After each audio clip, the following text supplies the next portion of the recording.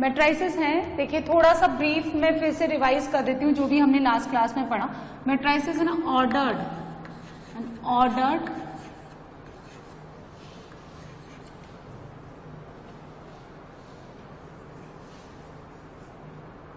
Rectangular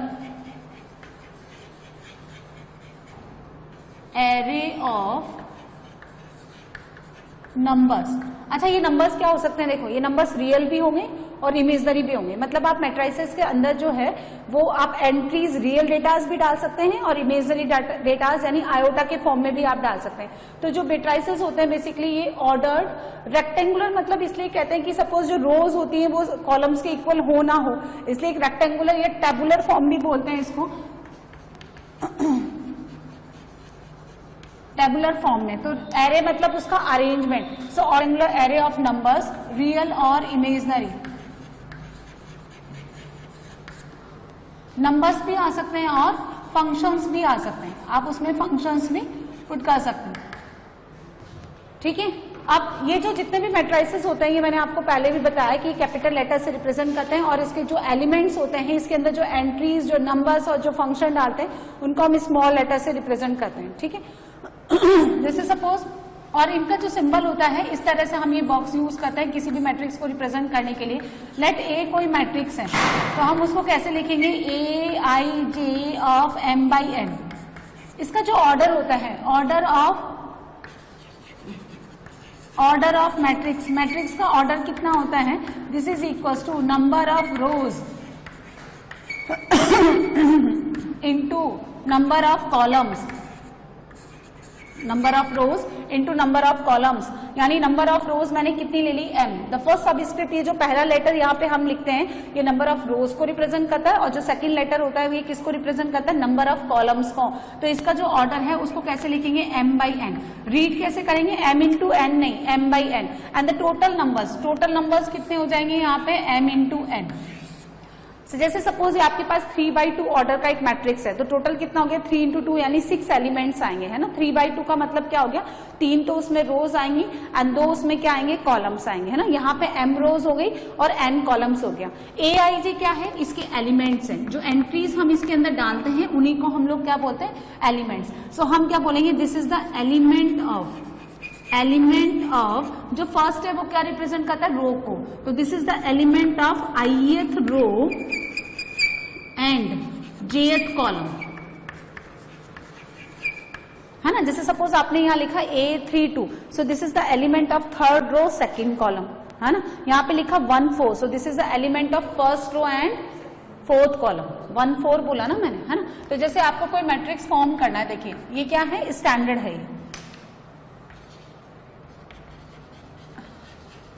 standard form of matrix, किसी भी matrix का जनरल रिप्रेजेंटेशन, है ना, यानी जनरल रिप्रेजेंटेशन।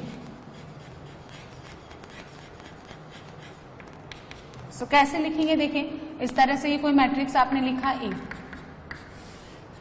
कितने ऑर्डर का मुझे बनाना है, m by n।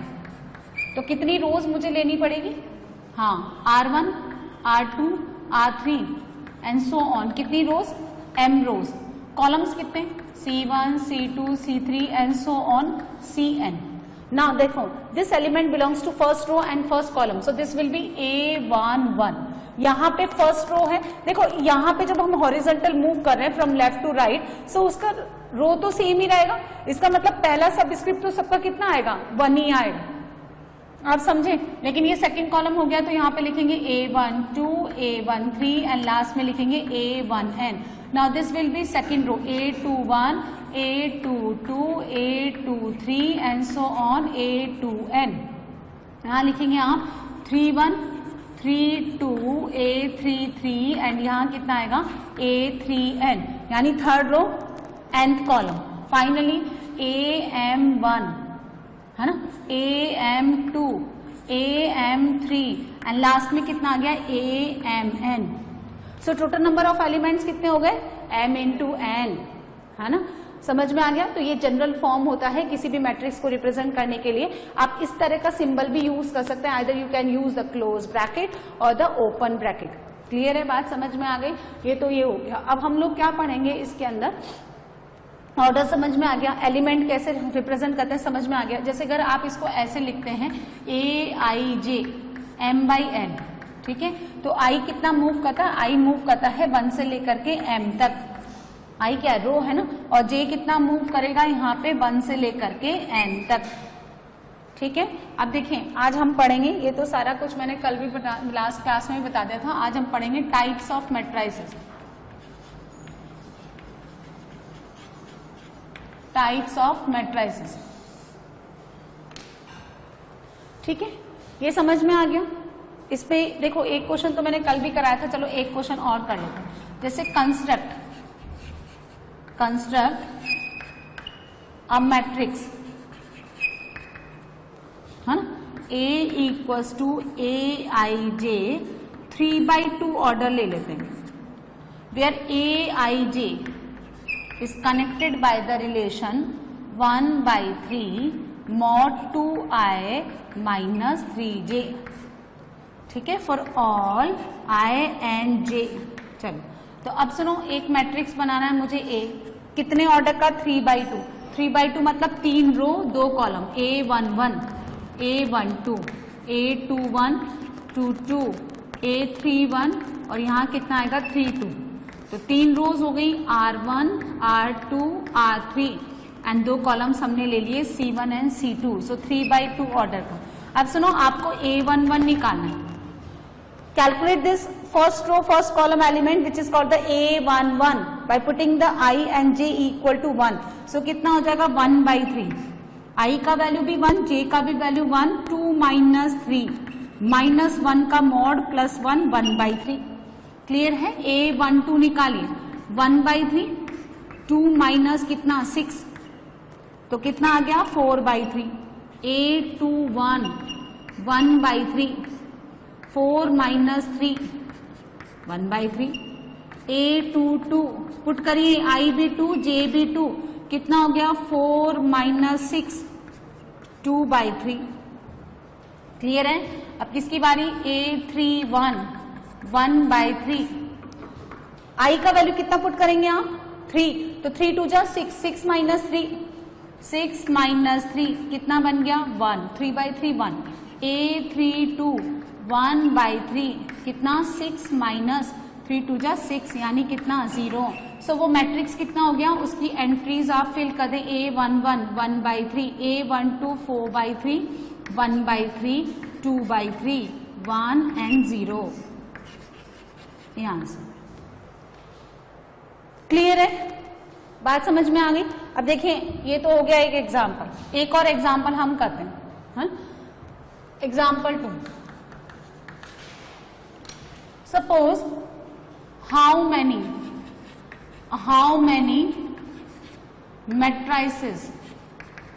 many matrices are possible having 12 elements, है ना, तो 12 की जगह 18 कर लेते हैं, ठीक है। तो 18 का किसी मैट्रिसेस में टोटल एलिमेंट्स है, तो कितने ऑर्डर, कितने डिफरेंट टाइप के मैट्रिसेस पॉसिबल है वो देखिए कैसे। 1/18 18/1 18 रोज और 1 कॉलम, 1 रो 18, है ना। और बोलो 2/6 ऑर्डर का, सॉरी 2/9 ऑर्डर का बन सकता है, 9/2। और बोलिए 3/6 और 6/3। और बोलिए 4 से नहीं जाएगा, 5 से नहीं जाएगा, 6 से हो गया, 7 से 8 से 9 से हो गया। तो ये कितने टोटल बनेंगे यहाँ पे? 6 matrices. 6 matrices are possible having total 18 elements, ठीक है। तो ये 2 तरह के क्वेश्चन हो गए। अब आप समझिए टाइप्स ऑफ मैट्रिसेस। इसमें सबसे पहले कॉलम मैट्रिक्स। कॉलम मैट्रिक्स का मतलब containing only 1 column, number of रोज कितना ही हो, लेकिन कॉलम कितना होना चाहिए? सिर्फ 1, ठीक है। जैसे मुझे ये मैट्रिक्स बनाना है, कोई भी मैट्रिक्स मैंने बनाया तो कॉलम 1 ही होना चाहिए 4/1। या कोई मैट्रिक्स मैंने बनाया, है ना, यहाँ पे जैसे कि ये छोटा सा मैंने लिखा है तो 2/1 कर ली, तो 2 तो रो आएगी, A और B, दो तो रो आ गई, लेकिन कॉलम सिर्फ एक ही आना चाहिए। अब मैंने कितना बनाया 4x1 का, 4x1 का क्या लिखूं मैं, A B C and D, यानी वर्टिकल मैट्रिक्स होना चाहिए। समझ में आ गया। Second row matrix, row matrix means containing only one row, सिर्फ एक ही रो होना चाहिए। जैसे A equals to A B C D E, column कितना ही हो जाए, कितने ऑर्डर का हो गया ये 1/5। A इक्वल्स टू है ना अल्फा बीटा गामा, कितने ऑर्डर का हो गया ये 1/3 है ना। जैसे A इक्वल्स टू तो 1/n, एक रो n column. Third square matrix,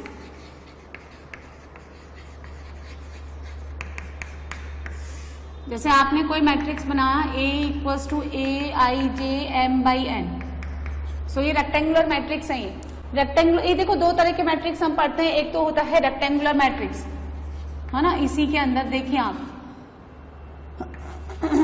rectangular matrix वो मैट्रिक्स होते हैं जिसमें number of rows is not equal to number of column. जैसे ये सब कैसे हैं, ये रेक्टेंगुलर मैट्रिक्स हैं जिसका लेंथ और विड्थ आपस में इक्वल नहीं है, ठीक है। ये सारे के सारे रेक्टेंगुलर मैट्रिक्स हैं। स्क्वायर मैट्रिक्स क्या होता है, जैसे A equal to AIJ M/n order का मैट्रिक्स है, यदि M n के इक्वल नहीं है तो हम इसको क्या बोलेंगे, rectangular matrix. And if number of rows are equal to number of columns, ठीक है ना, that is M equals to n, तो हम ऐसे मैट्रिसेस को क्या बोलेंगे, स्क्वायर मैट्रिक्स।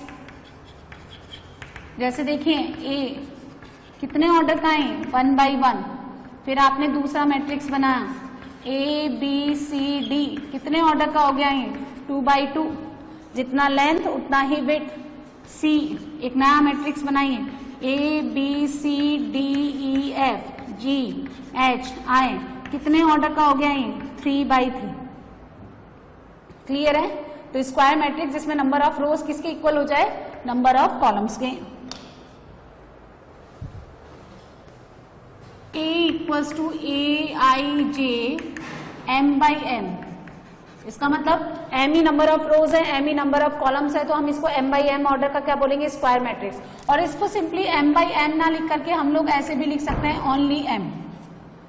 तो ऑब्वियस बात है कि जो मैट्रिक्स है वो ओनली रो से तो बनेगा नहीं ना, ओनली कॉलम से बनेगा, उसमें रोज भी होंगे एंड कॉलम भी होंगे। यदि आपने एक ही सिंबल यूज किया है तो इसका मतलब क्या हो गया कि रोज भी इक्वल है m के और नंबर ऑफ कॉलम्स भी किसके इक्वल है, m के, है ना। अब हम देखिए ये जो 3/3 ऑर्डर का मैंने यहाँ पे एक मैट्रिक्स बनाया है, इसको ध्यान से देखें, ये 3/3 ऑर्डर का मैट्रिक्स है सारे हैं दीज, ध्यान से देखें। ये कौन है A11, A11 कौन है A, this is second row second column A22 यानी E, this one I is A33।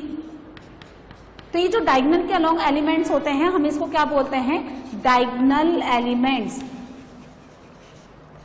Diagonal elements. Clear है ना। लीडिंग एलिमेंट्स भी बोलते हैं और सिंपली क्या बोलते हैं इसको, डायगोनल एलिमेंट्स। तो अगर हम एक मैट्रिक्स कंसेप्ट करें इस तरह से A11 A12 A1n A21 A22 A2n, है ना, and similarly AN1 AN2 and last में कितना हो गया ANn। कितने ऑर्डर का मैंने स्क्वायर मैट्रिक्स बना, हाँ n/n का। तो ये जो है इनको हम क्या बोलेंगे, A11 A22 A33 up to ANn, इनको हम बोलेंगे diagonal matrix, sorry diagonal elements. यानी AIJ ये डायगोनल एलिमेंट्स कहलाएंगे। कब कहलाएंगे ये डायगोनल एलिमेंट्स, बोलिए, when I equal to J, I का वैल्यू J हो जाए, ठीक है। तो ये डायगोनल एलिमेंट्स कहलाते हैं जो डायगोनल के अलोंग आते हैं। इस तरह से होता है ना, इधर वाले टॉप को इधर से मिला दो, इस लाइन के अलोंग जितने भी एलिमेंट्स हैं जिनका I और J इक्वल है उनको हम क्या बोलते हैं, डायगोनल एलिमेंट्स। अब देखो इसमें क्या एक बहुत छोटा सा एक और वर्ड होता है, डेफिनेशन वो आप समझ लो, एनसीईआरटी में तो मेंशन नहीं है, जिसको हम बोलते हैं trace of square matrix, trace of square matrix, ठीक है। जैसे आपने मैट्रिक्स A कंसीडर कर लिया तो इसको हम ऐसे लिखते हैं TR of A and trace of square matrix यानी इस मैट्रिक्स ए का ट्रेस क्या है, this is the sum of all diagonal elements, जितने भी डायगोनल एलिमेंट्स आपने लिखे जिसका आई जे के इक्वल है, यानी A11 plus A22 plus A33 plus ANN, ये इन सारे के सारे डायगोनल एलिमेंट्स का सम क्या कहलाता है, इस मैट्रिक्स का ट्रेस। इसको हम ऐसे भी लिख सकते हैं सिग्मा AI एंड आई कहां से लेकर कहां तक वेरी करेगा, 1 से लेकर n तक। तो ये जो डेफिनेशन है ये एनसीईआरटी की बुक में गिवन नहीं है, पर थोड़ा सा है तो एक्स्ट्रा पढ़ लो, है ना। तो एक स्क्वायर मैट्रिक्स जिसका नंबर ऑफ रोज किसके इक्वल हो जाए, नंबर ऑफ कॉलम्स के, ठीक है। तो ये 3 टाइप्स हमने पढ़ ली। Fourth, diagonal matrix.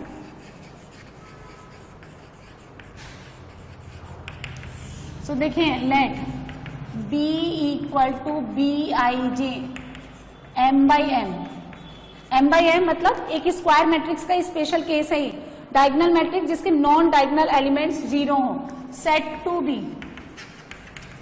To be diagonal matrix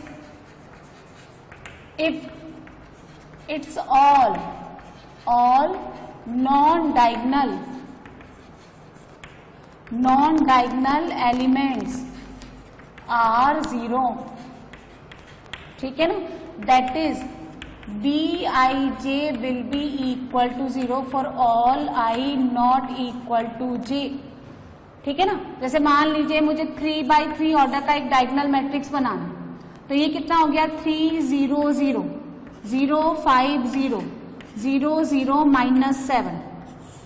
तो इसके नॉन डायगोनल एलिमेंट्स कौन है, ये वाले, ये सारे क्या होने चाहिए, 0, यानी इस डायगोनल एलिमेंट्स के ऊपर के सारे 0 होने चाहिए और इस डायगोनल एलिमेंट्स के नीचे वाले एलिमेंट्स सारे 0 होने चाहिए। ऐसे मैट्रिक्स को हम क्या बोलते हैं, डायगोनल मैट्रिक्स। इसको हम लोग ऐसे भी लिखते हैं, देखिए DIAG ऐसे करके सिंबल बनाओ। अब इसमें सिर्फ डायगोनल एलिमेंट्स फिल कर दो आप, 3, 5, 7, ठीक है। जैसे आप समझिए, मैंने ऐसा लिखा, एक मैट्रिक्स है DIAG, यहाँ पे लिखा है D1, D2, D3 and D4। इसका मतलब ये 4/4 ऑर्डर का डायगोनल मैट्रिक्स है। और इसको कैसे अरेंज करेंगे, D1 0 0 0 0, D2 0 0 0 0, D3 0 and 0 0 0 D4, इस तरह से। तो आप डायगोनल मैट्रिक्स को इस तरह से भी अरेंज कर सकते हैं। क्लियर है। तो इसके जितने भी नॉन डायगोनल एलिमेंट्स हैं वो तो 0 होना मस्ट है, वो तो 0 होंगे ही होंगे। अब इसका भी देखिए, इसमें आगे हम क्या पढ़ेंगे, स्केलर मैट्रिक्स। स्केलर मैट्रिक्स में क्या होता है, स्केलर मैट्रिक्स डायगोनल मैट्रिक्स का ही एक स्पेशल केस होता है जिसमें ये सारे के सारे डायगोनल एलिमेंट्स क्या होते हैं, 0। यानी देखो, यदि कोई एक स्केलर मैट्रिक्स है A equals to AIJ, n/n order का मैंने स्क्वायर मैट्रिक्स ले लिया, तो AIJ ये 0 होना चाहिए when I not equal to j, और किसी एक स्केलर के इक्वल होना चाहिए when I equal to j, यानी सारे के सारे डायगोनल एलिमेंट्स इक्वल होंगे। तो इस मैट्रिक्स को हम कैसे बनाएं, n/n ऑर्डर का है ना ये, तो k 0 0 0 एंड सो ऑन, फिर 0 k 0 0 एंड सो ऑन, है ना, 0 0 k, और लास्ट में ये सारे के सारे 0, और यहाँ पे कितना आना चाहिए, k, ठीक है ना। तो सारे के सारे diagonal elements should be equal, all the diagonal elements all value of the all the diagonal element 0 and all the non diagonal element should be, हाँ, है ना, मतलब सॉरी, डायगोनल एलिमेंट्स की वैल्यू तो इक्वल होनी चाहिए, इक्वल टू स्केलर नंबर के, और जो नॉन डायगोनल एलिमेंट्स हैं उनकी वैल्यू क्या होनी चाहिए, 0, है ना। अब इसी का एक और केस होता है आइडेंटिटी मैट्रिक्स। आइडेंटिटी मैट्रिक्स को हम लोग कैपिटल I से रिप्रेजेंट करते हैं। आइडेंटिटी मैट्रिक्स में क्या होता है, यदि यही वाला केस ले लो आप, लेकिन इस केस में अब k का वैल्यू कितना होना चाहिए, 1। जैसे 1 ऑर्डर का मुझे आइडेंटिटी मैट्रिक्स बनाना है, तो 1 हो गया। I2 मतलब 2/2 ऑर्डर का, तो 1 0 0 1। थर्ड ऑर्डर का आइडेंटिटी मैट्रिक्स कैसे लिखेंगे हम लोग, 1 0 0 0 1 0 0 0 1। सिमिलरली n ऑर्डर का आइडेंटिटी मैट्रिक्स कैसे लिखेंगे, 1 0 0 0 0 1 0, और लास्ट में भी कितना, 1, बाकी सब जगह 0। कितने ऑर्डर का हो गया ये, n/n, है ना। तो सुनो, हमने क्या पढ़ा, पहले हमने, देखिए ये बात ध्यान से समझिए, पहले हमने क्या पढ़ा, स्क्वायर मैट्रिक्स।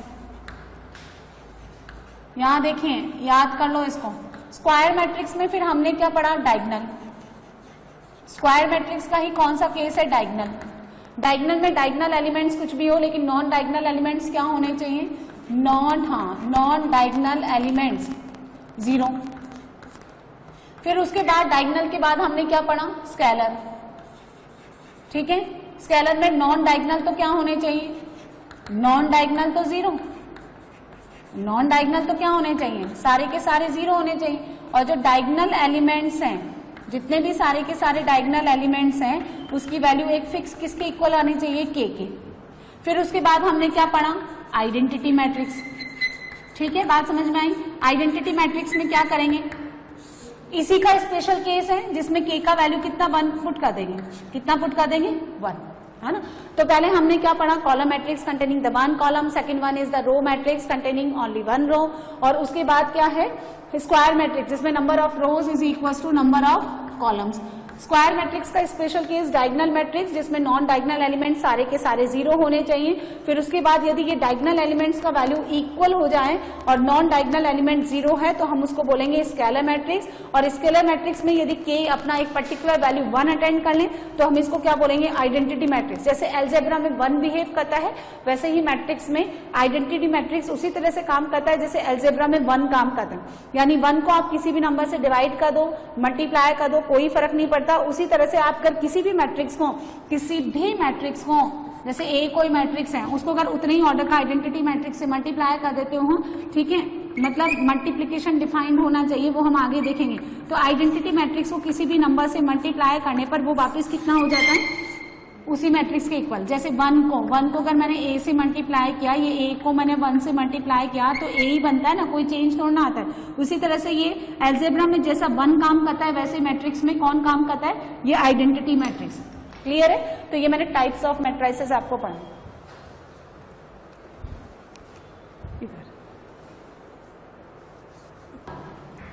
ये जो आइडेंटिटी मैट्रिक्स हैं, आइडेंटिटी मैट्रिक्स हमने पढ़ा है ना। ये आइडेंटिटी मैट्रिक्स स्केलर है क्या? आइडेंटिटी मैट्रिक्स स्केलर मैट्रिक्स होगा क्या?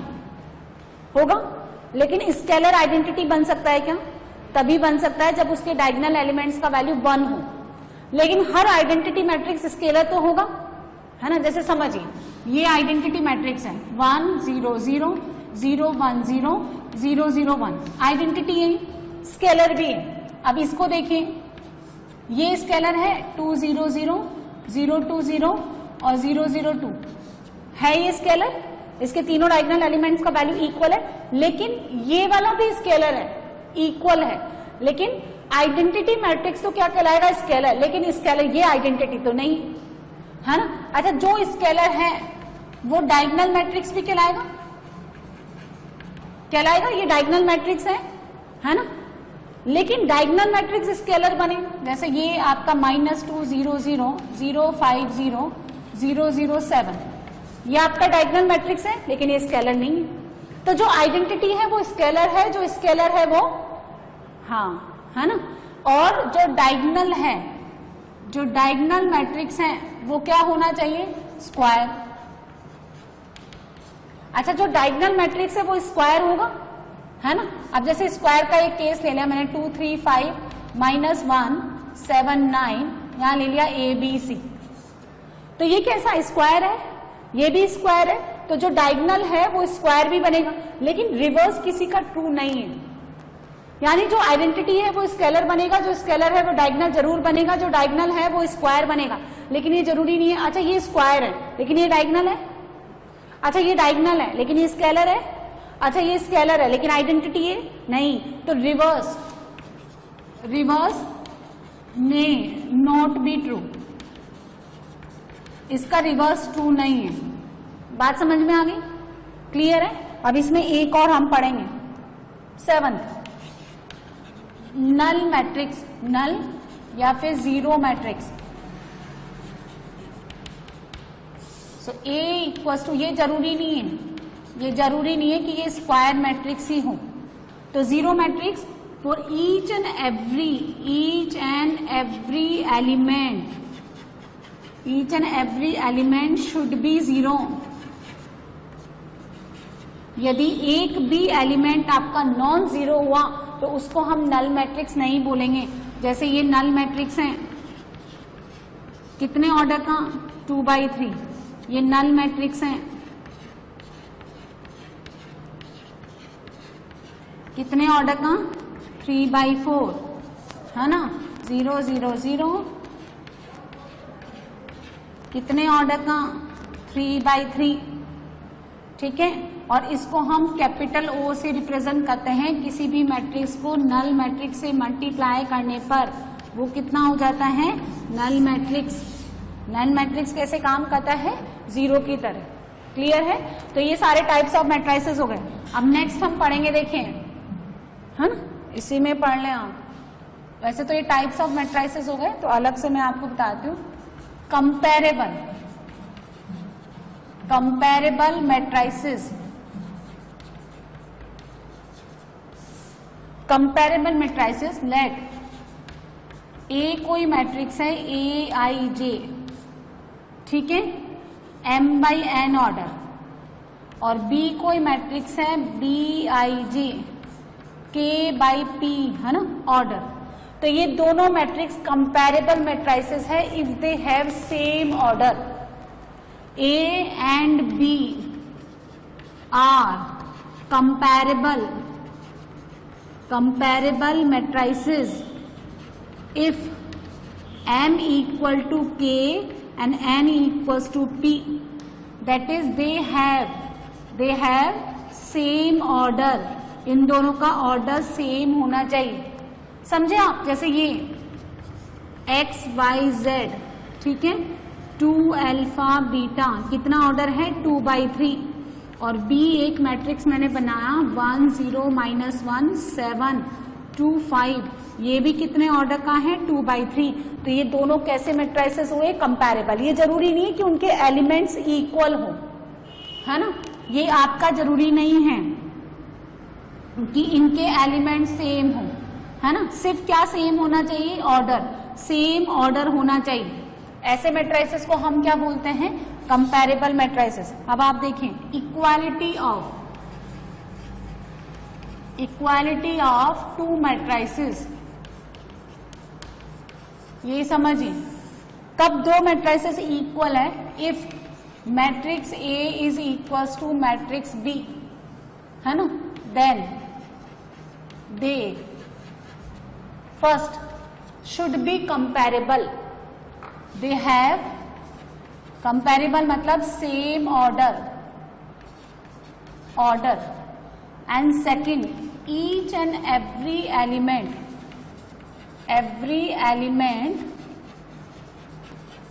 of matrix A should be equal to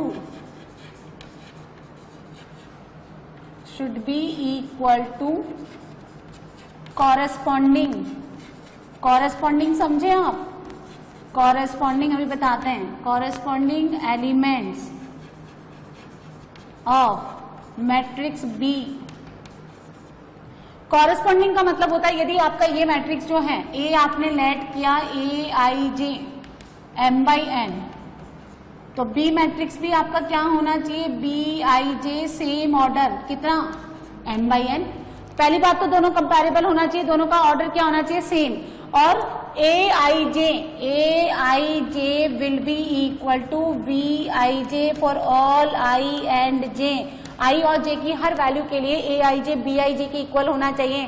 corresponding का मतलब होता है कि A11 तो उधर का भी कौन होना चाहिए, B11, A13 तो यहाँ पे B23 नहीं लेना चाहिए, लेना है, B13 लेना है, A27 तो यहाँ पे भी क्या आएगा, B27। यानी यदि ये पहले मैट्रिक्स का A11 है तो ये दूसरे मैट्रिक्स का A11, ये दोनों इक्वल होने चाहिए। क्या ये दोनों ये देखो कंपैरेबल तो हैं, लेकिन ये इक्वल मैट्रिसेस हो सकते हैं क्या, नहीं, क्योंकि इधर का जो A21 है वो B21 के इक्वल नहीं है, कभी भी 7 2 के इक्वल नहीं आएगा। एंड दैट्स व्हाई यहाँ पे हम क्या लिखेंगे, A not equals to B, यानी कंपैरेबल तो हैं लेकिन हर एक एलिमेंट इक्वल नहीं है, क्योंकि ये जो है A कौन है, A21 is not equals to B21, 2 is not equals to 7। तो हर एक एलिमेंट इक्वल होना चाहिए। कैसे, समझिए। सपोज आपने लिखा यहाँ पे X Y Z और 0, इज इक्वल टू, यहाँ पे लिखा आपने 2 माइनस 5 3 और 0, तो ये दोनों इक्वल हैं, तो x को कितना होना पड़ेगा 2, y को कितना होना पड़ेगा -5, z को कितना होना पड़ेगा 3 और 0 के इक्वल है, ये आंसर आ जाएगा। ठीक है, अब जैसे ये समझिए, आपने लिखा यहाँ x² -1 y प्लस 2, है ना, x माइनस 2, और यहाँ लिखा आपने y, या कुछ भी लिख दो यहाँ पे 7 इज इक्वल टू 7 3, यहां लिखा आपने 3, है ना, और यहां लिखा आपने 0। अब x² -1 इक्वल होना चाहिए 3 के, तो आपको यहाँ पे x कितना मिला +-2, x² कितना हो गया 4, तो x कितना हो गया +-2, y plus 2 is equal to 3, तो y कितना मिला 1, x -2 इज इक्वल टू 0, तो यहां से x कितना मिला 2, और 7 इज इक्वल टू 7। हर एक एलिमेंट के लिए आप सॉल्व करेंगे। अब देखो यहाँ तो मुझे मिल रहा है x इक्वल टू +-2, लेकिन यहाँ पे ओनली क्या मिल रहा है x equal to 2, so answer कितना आएगा x equal to 2 and y equal to 1। x equal to -2 को रिजेक्ट कर दीजिए, क्योंकि जब आप x को -2 डालेंगे यहाँ कितना बनेगा -4, -4 is not equal to 0, so only क्या सेटिस्फाई करता है x equal to 2, when you putting x equal to 2, this a21 0 and this b21 is also equal to 0। ठीक है ना, तो कॉमन वैल्यू लेंगे जिसके लिए चारों एलिमेंट इक्वल हो, ऐसे नहीं कि 2-4 को आपने मैच करा दिया बाकी के छोड़ दिए। ईच एंड एवरी लिखा है मैंने, हर एक एलिमेंट दूसरे वाले मैट्रिक्स के कॉरेस्पॉन्डिंग एलिमेंट के क्या होना चाहिए, इक्वल होना चाहिए।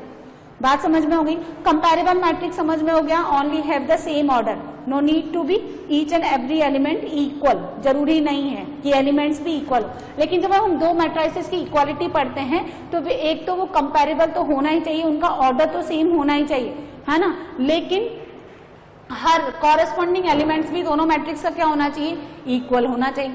अब सपोज आपने एक सी मैट्रिक्स ले लिया, यहाँ पे एक सी मैट्रिक्स ले लिया आपने 1 2 3 4 5 6, समझ में आया कितने ऑर्डर का हो गया 3/2, और एक डी मैट्रिक्स आपने ले लिया, डी मैट्रिक्स 1 2 3, है ना, और यहाँ पे लिखना आपने x y z, और यहाँ लिख दिया आपने अल्फा, यहाँ लिख दिया आपने बीटा, और यहाँ लिख दिया गामा। तो क्या ये दोनों इक्वल हो सकते हैं क्या? इसका a11 कौन है, अल्फा, इसका a11 1, ठीक है। अब इसमें कितना हो गया a21, इसका a21 3, लेकिन अब इसका a31 कितना है 5, वहां पे a31 है ही नहीं, तो मैं इक्वल कर ही नहीं सकती, इसलिए C is not equal to D। क्यों? क्योंकि इनका ऑर्डर ही सेम नहीं है। यहाँ पे ऑर्डर तो सेम है, लेकिन यहाँ पे 2 कभी भी 7 के इक्वल नहीं हो सकता, इसलिए इक्वल नहीं है। तो ये दोनों कंडीशन साइमल्टेनियसली क्या होनी चाहिए, सेटिस्फाई करनी चाहिए, दोनों का ऑर्डर भी सेम हो, और हर कॉरेस्पॉन्डिंग मैच कहां से करवाना है आपको, इक्वल किसके करना है, कॉरेस्पॉन्डिंग। कॉरेस्पॉन्डिंग मतलब aij is equal to bij। यहाँ पे अगर मैंने ij लिखा है तो यहाँ पे भी कितना है ij लिखा है मैंने, है ना, kp वगैरह नहीं लिखा, है ना। तो यहाँ और इधर यानी रो वाला और कॉलम वाला एलिमेंट सेम होना चाहिए। क्लियर है?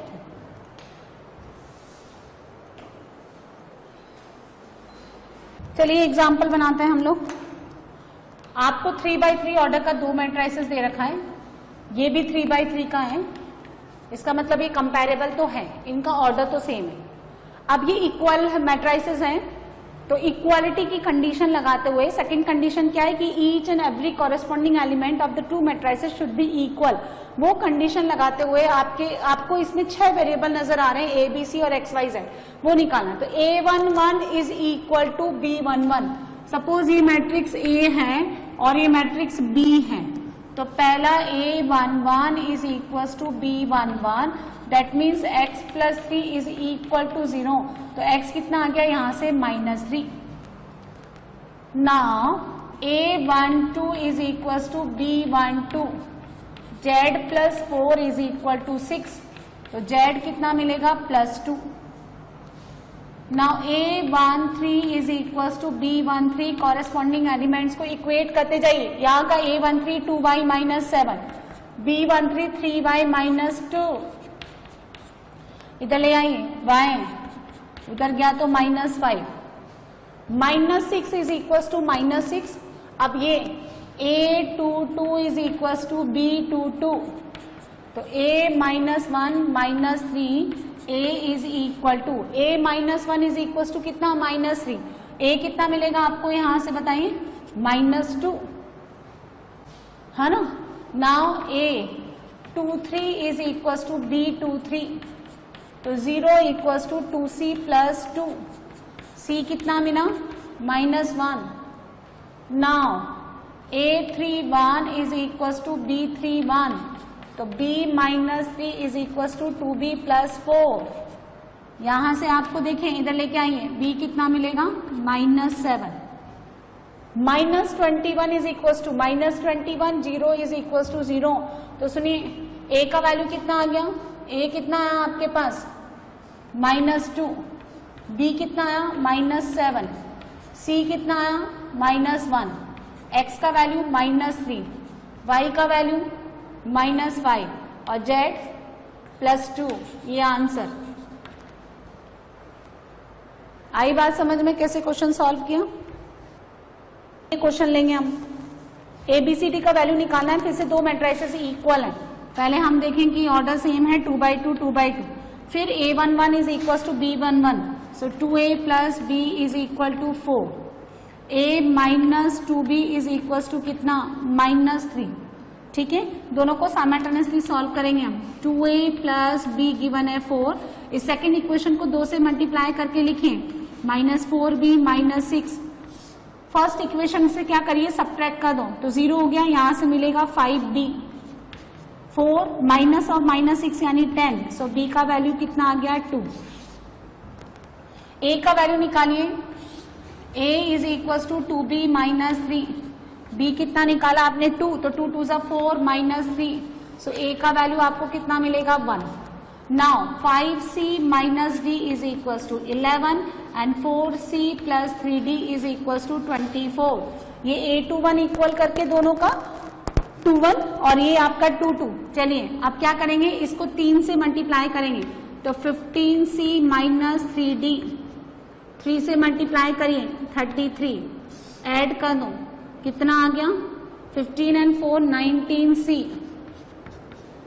7 57, C कितना आ गया आपके पास 3, और D कितना है 5C माइनस 11 यानी 15 माइनस 11 4।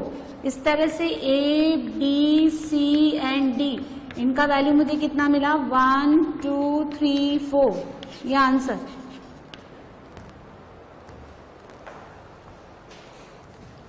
चलिए 3 क्वेश्चन बनाते हैं। यहां देखें, राइट द ऑर्डर, कितनी रोज है, कितनी रोज है काउंट करें, R1 R2 R3, 3 रोज हैं, तो यहां 3 लिख दें। कितने कॉलम्स हैं, C1 C2 C3 और C4, तो यहां 4 लिख दें, तो ऑर्डर हो गया 3/4। तो नंबर ऑफ एलिमेंट्स कितना हो गया, 3 × 4, कितने एलिमेंट्स हो गए, 12। अच्छा A13 1 मतलब फर्स्ट रो, 3 मतलब थर्ड कॉलम, 1 2 3, A13 19, A21 बोलो सेकंड रो फर्स्ट कॉलम बोलो 35, A33 third row third column -5, 24 second row fourth column कितना 12 एंड 23 5/2, ये आंसर। चलो अगर 24 एलिमेंट्स है तो कितने ऑर्डर पॉसिबल है, 1/24, एक रो 24 कॉलम, 24/1, 2/12, 12/2, फिर 3/8, 8/3, 4/6, 6/4, 7 आएगा नहीं, 5 आएगा नहीं, और क्या आएगा 8 आ गया, 9 आ गया, 9, और क्या आएगा बोलो 12 भी आ गया। अब तो सब रिवर्स में चलेंगे, कितने बनेंगे total, 1 2 3 4 5 6 7 8, total 8 different order matrices बनेंगे। अच्छा अगर टोटल 13 एलिमेंट्स है तो 13 प्राइम नंबर है तो या तो 1/13 या 13/1। अच्छा 18 है तो 18 का मैंने अभी थोड़ी देर पहले आपको एग्जांपल कराया था, 1/18, 18/1, 2/9, 9/2, 3/6, 6/3 और बोलो बस। अच्छा अगर 5 है तो 5 प्राइम नंबर है तो 1/5 या फिर 5/1, दो ही पॉसिबल है।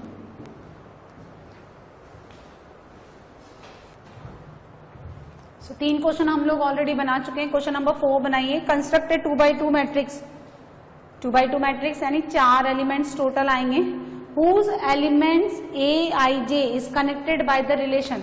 तो क्वेश्चन नंबर 4 का फर्स्ट पार्ट देखें। आपको 2x2 ऑर्डर का बनाना है तो यानी 4 एलिमेंट्स A11, A12, A21 और A22 आएंगे। अब फर्स्ट पार्ट में ए आई जे जो एलिमेंट्स हैं is given by the relation I plus j whole square divided by 2। Solve कर लो। A11 के लिए कितना आ गया, पुट करिए 1 + 1 2, 2 का होल स्क्वायर, 2 का होल स्क्वायर। देखो A11 निकालिए 1 + 1 2, 2 का होल स्क्वायर 4/2 यानी 2। A12 3 यानी 9/2। A21 भी कितना 9/2 एंड A22 2 + 2 4, 4 का स्क्वायर 16, 16/2 8। तो आपको ये कितना मिलेगा A = 2 9/2 9/2 8। ये फर्स्ट वाले का आंसर। इसी का सेकंड बनाइए। जब एलिमेंट्स कनेक्टेड है ए आई j is equal to I/J, तो बहुत सिंपल सा रिलेशन दे रखा है, आप डायरेक्टली भी बना सकते हैं। देखें I और J दोनों कितना इक्वल, तो ये कट करके कितना दे देंगे 1, यहाँ पे भी 1, यहाँ पे भी 1, यहाँ कितना हो जाएगा 1/2 और यहाँ कितना हो जाएगा 2/1। सिर्फ I और J का वैल्यू तो पुट करना होता है आपको। थर्ड बनाइए AIJ is equal to I plus 2J whole square divided by 2। वैसा ही क्वेश्चन है जैसा कि फर्स्ट है। चलिए फिल करिए। I का वैल्यू 1, J का वैल्यू भी 1, 1 + 2 3, 3 का स्क्वायर 9/2। I का वैल्यू 1, J का वैल्यू 2, 5, 5 का स्क्वायर 25/2, 2 1 2 और 2 2 और 2 4, 4 का स्क्वायर 16, 16 डिवाइडेड बाय 2 8 और 2 2 कितना हो गया 6, 36, 36/2 कितना हो गया 18 आंसर। आगे बात समझ में कैसे बनाएंगे। चलिए क्वेश्चन नंबर 5। अब आपको ये क्या कह रहा है कि 3/4 ऑर्डर का मैट्रिक्स कंसेप्ट करिए। AIJ 3/4 यानी कैसे लिखेंगे, 3 रो 4 कॉलम A11, A12, 13, 14, 21, 22, 23 और कितना हो गया 24, A31, 32, 33 and 34। 3 row 4 column total 12 elements. Whose elements यानी AIJ, फर्स्ट पार्ट करेंगे हम इसका। AIJ इज इक्वल टू 1/2, ठीक है, -3I प्लस J इसका मॉड, ठीक है। A11 निकालिए। A11 1 पुट करिए दोनों जगह, तो -3 + 1, -3 + 1 -2 का मॉड +2 और 2 डिवाइडेड बाय 2 1। A12 I का वैल्यू 1, J का वैल्यू कितना 2, तो -3 + 2 -1 कितना आ गया 1/2। A13 करते जाइए, 1 डालिए यहाँ पे, वहां 3 0। A14 -3 + 4 यानी 1/2। 2 1 2 पुट करिए, -6 + 1 5/2। 2 2 -6 + 2 -4 का मॉड +2 4/2 2। 2 3 -6 + 3 -3 का मॉड कितना हो गया +3 3/2। 2 4 निकालिए, यहाँ 2 डालिए, -6 पर -2 का मॉड +2 1 3 1।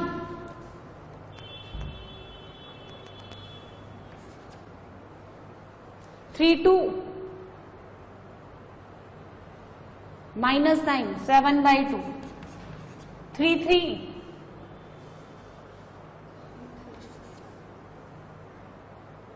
-9 + 3 -6, अच्छा 3 4 -9 + 4 कितना,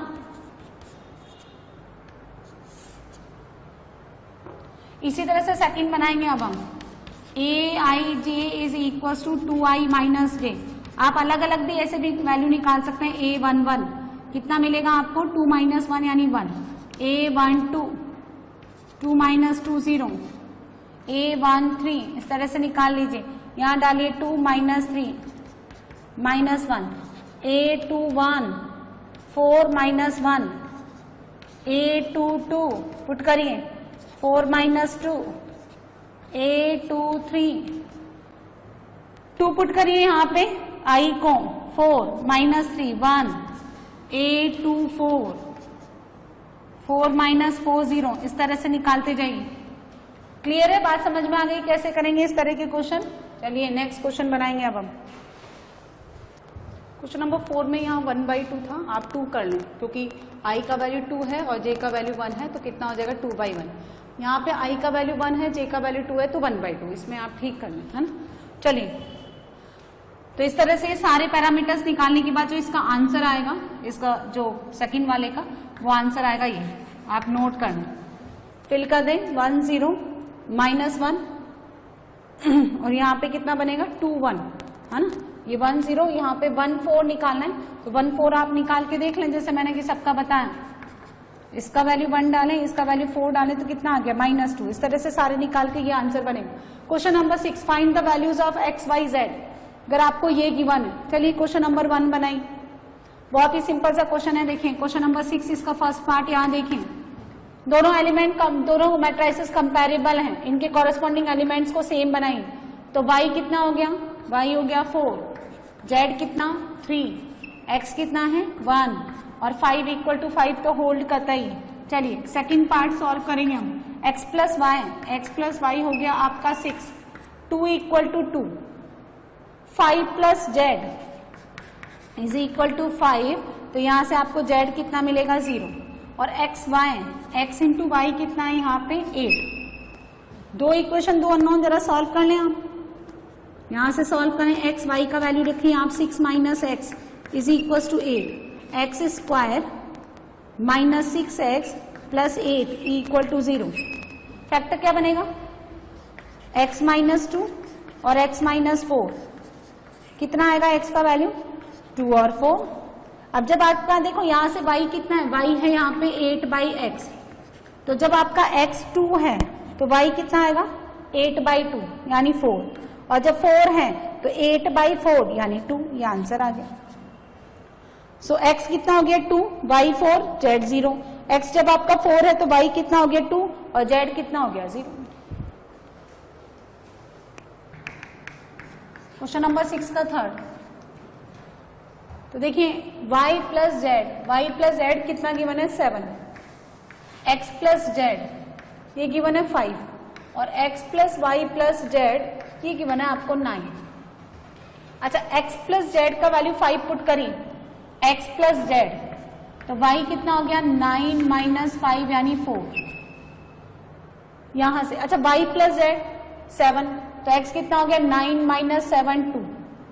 अब अच्छा कौन x आ गया, y आ गया, z की बारी, तो z इक्वेशन नंबर 2 से लिखिए 5 - x यानी 5 - 2 3।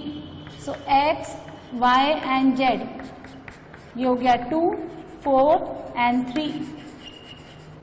इसी तरह से आप क्वेश्चन नंबर 7 बनाइए। 2/2 ऑर्डर के 2 मैट्रिसेस हैं, ध्यान से देखें 2/2 ऑर्डर के दोनों मैट्रिसेस यानी कंपैरेबल मैट्रिसेस हैं, इक्वालिटी होल्ड कर रही है, तो फिर से देखिए लीनियर इक्वेशन बनाइए। a - b = -1 and 2a - b = 0। Solve करिए, सब्ट्रैक्ट कर दीजिए, तो 2a - b - a + b = 1, यहां से ये कैंसिल आउट हो गया, a का वैल्यू कितना आ गया 1 एंड आपके पास b कितना है a + 1, तो ये आ गया 2। अब 2a + c = 5 एंड, है ना, 2a + c 5, a का वैल्यू आपके पास कितना है 1, तो 2 + c = 5, c का वैल्यू कितना आ गया यहाँ से 3। चलिए a2 2 इक्वल कर दो 3c + d is equal to 13, ये कितना हो गया 9, 9 plus d is equal to 13, so d आपको कितना मिलेगा 4. So value of a b c and d is equal to 1, 2, 3 and 4. ये आंसर. ठीक है, अब हम बनाएंगे क्वेश्चन नंबर 8.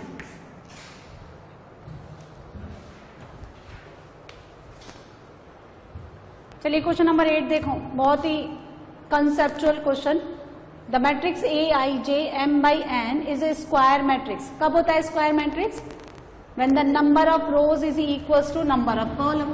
ऑब्वियस है, M equals to N. Clear है, बात समझ में आगे, पहले ही समझा चुके. दूसरा क्या है, ये दो मैट्रिसेस इक्वल है, आपको एक्स और वाई का वैल्यू निकालना है, तो निकालिए. आप इसको और इसको इक्वेट करिए. y plus 1 is equal to 8, तो y कितना आएगा 7. y कितना आएगा 7, काट दो, यहाँ y 7 नहीं है ना. उसके बाद 3x plus 7 is equal to 0, है ना. अच्छा, दिस इक्वल टू दिस करते हैं आप. y माइनस 2 इक्वल टू 5, तो वहां से भी कितना आता है, y इक्वल टू 7, है ना. तो मैंने एक तो क्या इक्वेट किया, दिस वन, और एक ये इक्वेट कर दिया. इन दोनों की बारी. 3x प्लस 7 0, और एक जगह आपको दे रखा है 2 माइनस 3x इक्वल टू 4. अब हम यहां से x वही लेंगे जो कॉमन हो, जो कॉमन हो. यहां से देखो 3x कितना मिला, उधर जाकर के -2. x कितना मिल रहा है, -2/3, और यहां से x कितना मिल रहा है, -7/3. इसका मतलब दोनों में से कोई कॉमन वैल्यू नहीं आती, है ना. No common value, no common value of x for which all the 4 elements of the two matrices are equal, so not possible to find. B answer. चलिए 10th number, the number of all possible matrices of order 3/3. यहाँ देखो, suppose वो matrix हैं 3/3 order का, 9 elements आएंगे. A11, A12, A13, A21, A22, A23, A31, A32, 33. Total कितने elements हो गए, 9. हर एक एलिमेंट जो है ए आई जे, सुनो, इसकी एंट्री या तो 0 से भरनी है, 1 से भरनी है. प्राजक्ता आपने नहीं बनाया था ये क्वेश्चन, है ना. सो देखो, इसको भरने के कितने तरीके हैं, या तो 0 से भर दो. इस नंबर A11 को भरने के कितने तरीके हो गए, या तो 0 से भर दें, या तो 0 से फिल कर दें, या फिर 1 से फिल कर दें. कितने तरीके हो गए, 2. इसको फिल करने के तरीके 2, क्योंकि या तो 0 से भर दें या 1.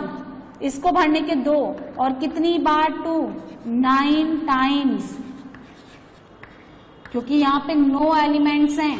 सो 2 raised to 9, how much, 512. B answer. तो ये इस तरह से मैंने एक्सरसाइज 3.1 चैप्टर 3 की जो फर्स्ट एक्सरसाइज है वो हमने कंप्लीट कर ली. 10 क्वेश्चन थे, बहुत ही बेसिक क्वेश्चन है. अगर आप स्टार्टिंग से सारी थ्योरी को प्रॉपरली अटेंड करते हैं, एक एक कंसेप्ट को सीखते हैं, तो ये सारे क्वेश्चन बहुत ही इजी हैं. एक भी क्वेश्चन को डाउट आने की या छोड़ने की एग्जाम में कोई भी गुंजाइश नहीं रहती है. सारे के सारे क्वेश्चन हमने प्रॉपरली, और एक ही तरह के कंसेप्ट देखिए बार बार रिवाइज करने से हमारे जो प्रैक्टिस है वो भी होती है, कैलकुलेशन कोई भी मिस्टेक वगैरह नहीं होती है. हर कंसेप्ट हमें क्लियरली नजर आता है ना. अब इसके आगे की थ्योरी पढ़ेंगे हम लोग.